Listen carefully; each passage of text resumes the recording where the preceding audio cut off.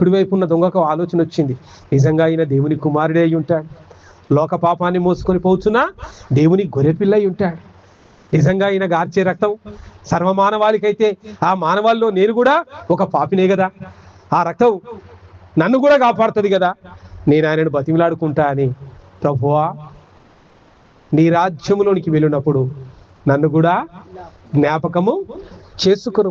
ఆ దొంగ నమ్మాడు, సిలువలో అప్పటికప్పుడు నమ్మాడు.